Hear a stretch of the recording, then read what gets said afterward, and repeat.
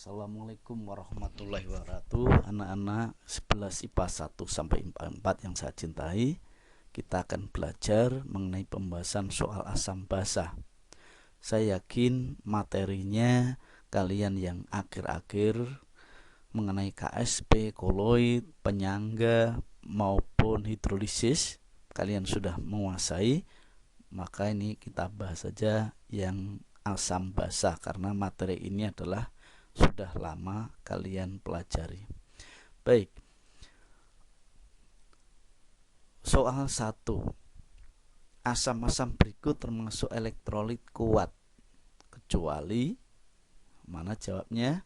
Yang pertama adalah asam format, kedua asam bromida, C asam sulfat, D asam perklorat, dan E asam klorida. Mana jawabnya? Tentu kalian ingat mana yang asam kuat dan mana yang lemah. Yang kalian ingat adalah yang asam kuat. Yang asam kuat adalah asam klorida, asam bromida, asam iodida, asam nitrat, asam sulfat, asam perklorat, dan asam klorat. Jadi kalau kalian sudah hafal yang kuat ini, berarti yang lainnya adalah lemah. Tentu jawabnya adalah yang A. Ini yang tidak masuk pada ini ya. Jelas ya? Baik. Soal yang kedua. Di antara zat berikut, ini amonia, asam asetat, kalsium hidroksida, kemudian asam sulfida yang dalam air bersifat basa adalah yang mana yang bersifat basa? Apakah yang A? Oh, ini ada asam asetat. Yang B ada asam asetatnya masuk. Kemudian yang C amonia, kalsium hidroksida. Apakah ini jawabnya? Ingat kembali zat yang bersifat asam dan basa. Ini adalah hafalan. Tentu kalian dengan belajar membaca, belajar di kelas akan ingat mana yang asam maupun basa.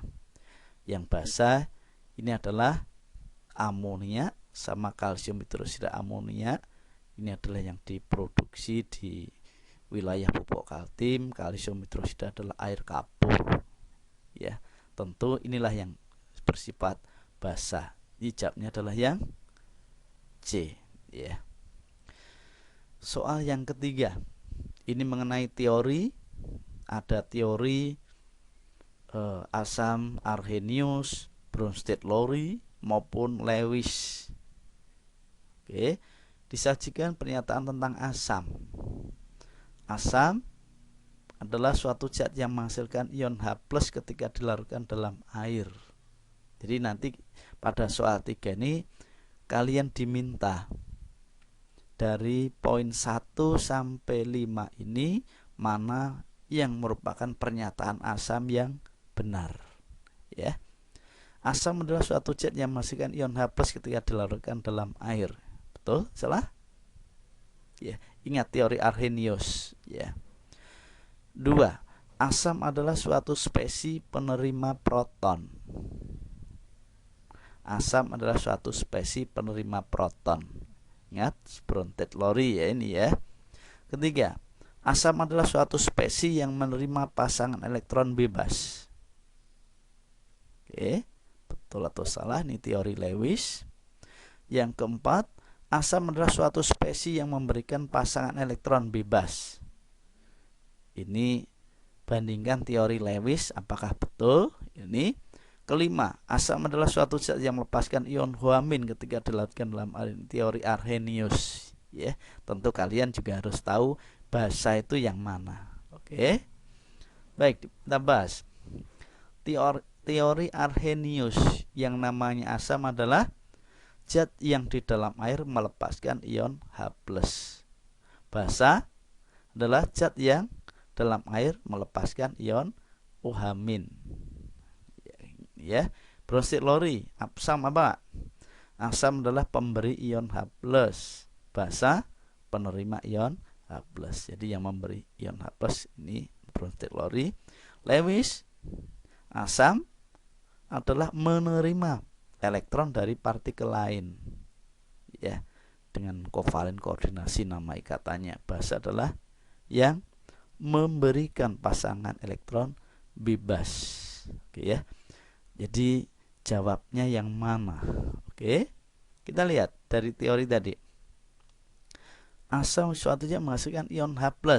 Oh betul, teori Arrhenius. Asam adalah suatu spesies penerima proton. Salah, mestinya adalah asam adalah pemberi. Teori dari Bronsted Lowry. Asam adalah suatu spesies yang menerima pasangan elektron bebas. Benar ya. Yang basa tadi yang memberi, yang menerima adalah asam. Yang keempat, asam adalah suatu spesies yang memberikan pasangan elektron bebas. Oke. Teori Lewis ini adalah salah, mestinya adalah yang menerima. Yang kelima, asam adalah suatu zat yang melepaskan ion OH- ketika dilarutkan dalam air. Betul salah? Mestinya adalah melepaskan ion H+. Jadi jawaban yang betul adalah 1 dan 3 adalah yang A. Ya. Baik. Kita lanjutkan soal yang keempat. Ini soal menghitung pH. Oke. Kalsium hidroksida ini wujudnya padatan, ditimbang 7,4 gram kalsium hidroksida, dilarutkan dalam 250 ml air. Yang dimaksud soal ini adalah 7,4 dilarutkan hingga 250 ml air ya. Harga pH larutan yang terjadi sebesar berapa? Oke. Gimana caranya? Tentu nggak bisa langsung dijawab, tentu harus ada coret-coretannya. Gitu ya. Baik, kita ingat kembali. Untuk molaritas basa adalah mol basa per molaritas basa Mb ini adalah mol basa per volume larutan. Mol ini adalah massa per massa molar. Ingat ya. Terus volumenya dalam liter, 250 ml sehingga adalah 0,25 liter. Oke, kita hitung. Yang atas adalah 0,1 mol, yang bawah 0,25. Kalau dikalikan 4 per 4, ya, kenapa kalian? Untuk mempermudah hitungan ya. Ini kalau tanpa kalkulator. Yang atas kalikan 4, 0,4, bawah jadi 0,25 kali 4 adalah 1. Ini adalah hasilnya 0,4 mol per liter atau 0,4 molar. Ya. Kalau cara lain ini molaritas basa ini adalah mol kali 1000 per V. V-nya adalah mililiter. Kalau tinggal masukkan V-nya adalah 250 ml. Massa per massa molar 7,4 dibagi 74. Ya, ketemunya ini adalah mol. Ya. 1000 di atas ini adalah sebenarnya 250 untuk dijadikan liter kan dibagi 1000 ya, kan itu ya. Ini konversinya begini nih. Jadi 0,4 molar. Ya. Oke. Setelah ketemu molaritas basa, kita ingat valensi basa itu kan ada untuk yang kuat ini ada 1 dan 2, golongan 1 dan 2 ya. Dan di sini golongan 2 kalsium hidroksida OH- valensinya adalah 2. Ini 2, molaritasnya di 0,4 sehingga 2 kali 0,4 0,8.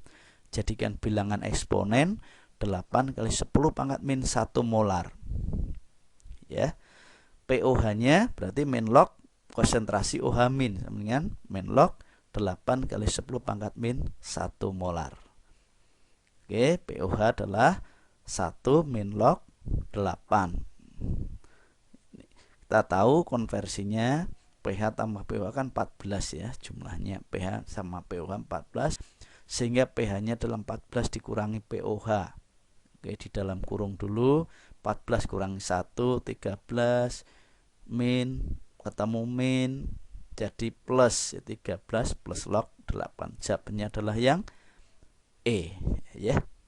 Oke, saya kira kayak gini nggak sulit ya, nggak sulit ya. Jadi ingat kembali, ini adalah kalau dihitung adalah tadi massa molarnya kalau dijumlahkan. Soal yang kelima,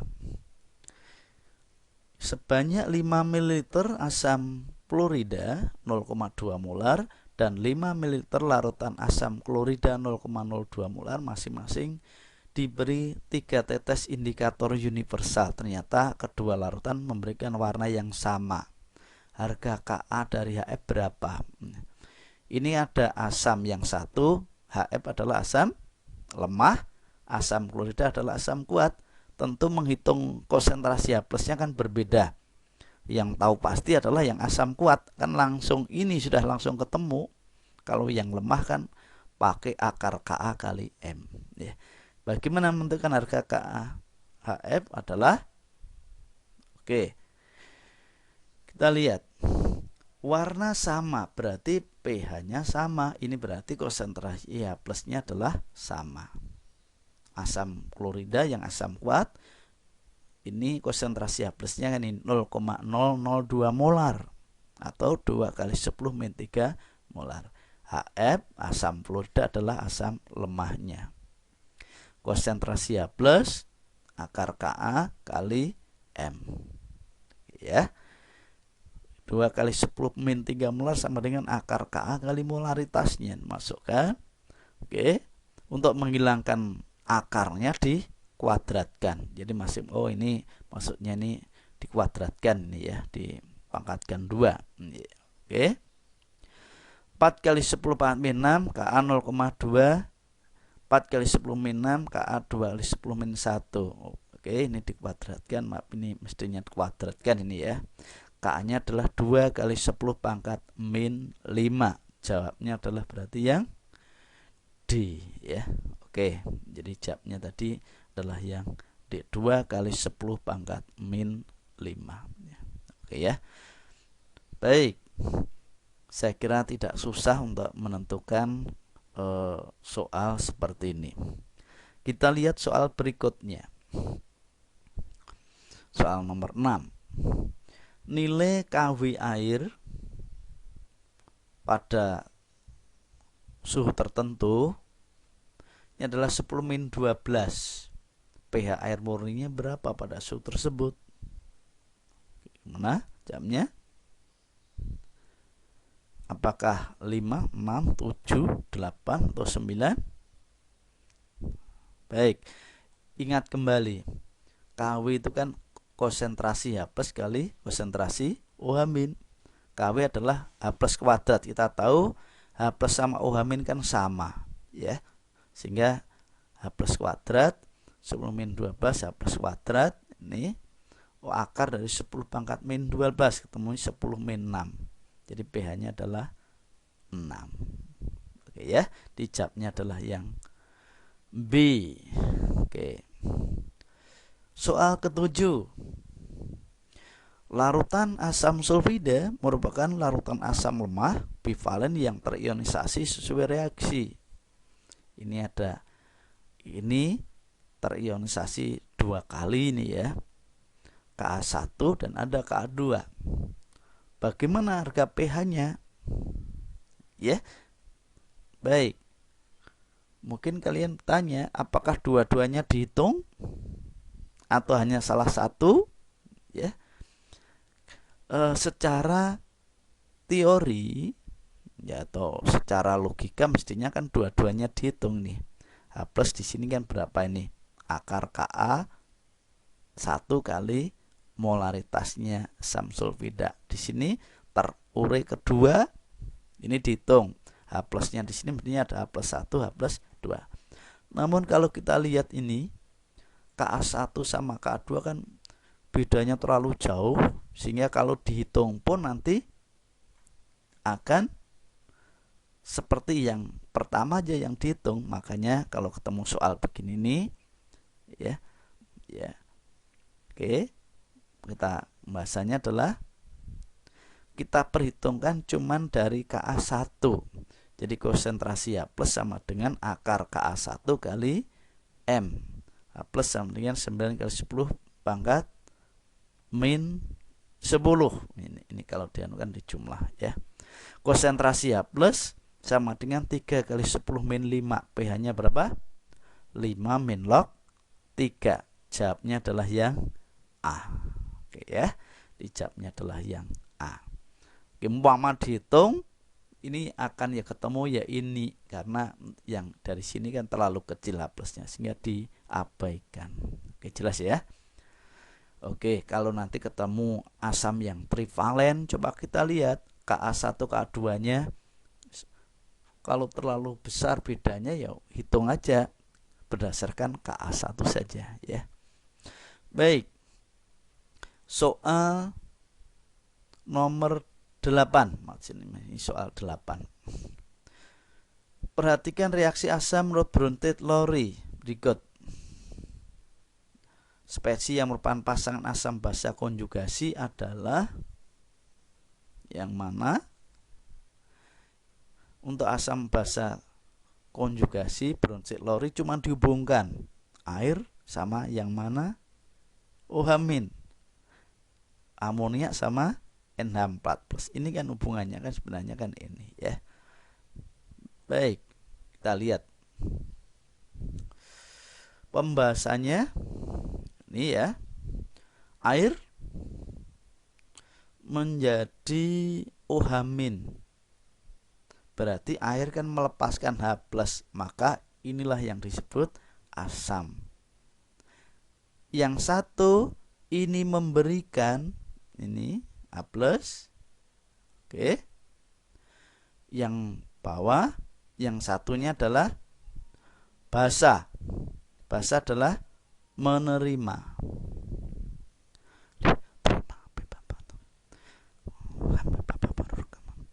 Ini basa, ini adalah menerima H+. Oke, akan ketemunya ini. Kemudian reaksi yang kedua, amonia, air menjadi OH- sama, memberikan H+ ya. Jadi ini asam, air adalah asam, kemudian S2-nya adalah basa yang menerima H+.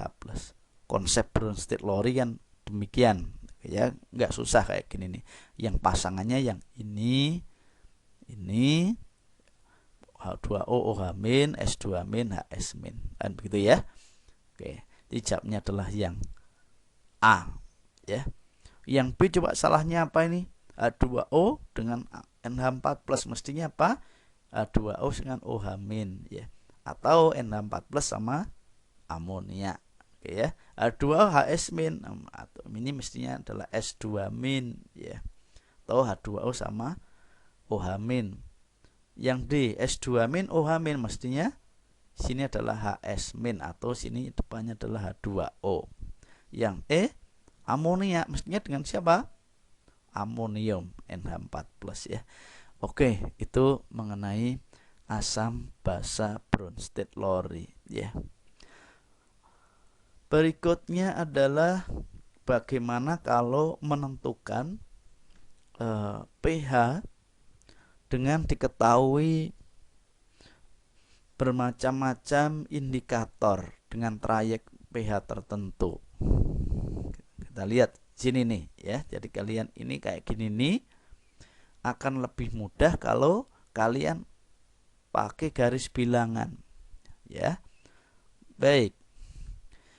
Ini ada suatu sampel oke ya. Pengamatan terhadap suatu larutan dengan fenolftalin tak berwarna. Oke, dengan cara mudah, tak berwarna berarti kan kurang dari 8,3. Kemudian dengan bromtimol biru, warnanya hijau, kuning, biru. Hijau di mana letaknya?